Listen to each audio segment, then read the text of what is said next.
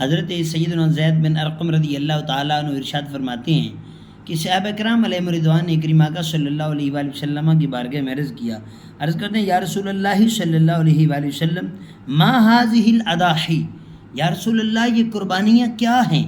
اللہ اکبر کبیرہ۔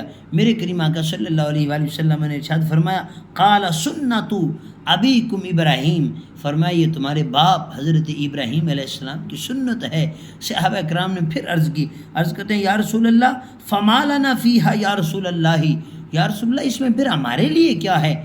حضرت ابراہیم علیہ السلام کی تو سنت ہے، اس میں ہمارے لیے کیا ہے؟ میرے کریم آقا صلی اللہ علیہ وآلہ وسلم نے ارشاد فرمایا قال بکل شعرۃ حسنہ، میرے محبوب فرماتے ہیں تمہارے لیے ہر بال کے بدلے نیکی ہے۔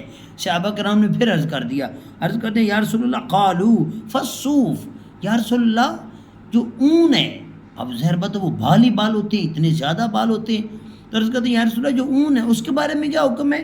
میرے کریم آقا صلی اللہ علیہ وآلہ وسلم نے فرمایا قال بکل شعرۃ من الصوف حسنہ، فرمایا ہاں اگر اون بھی ہوگی پھر بھی اللہ ہر بال کے بدلے نیکی عطا فرماتا ہے۔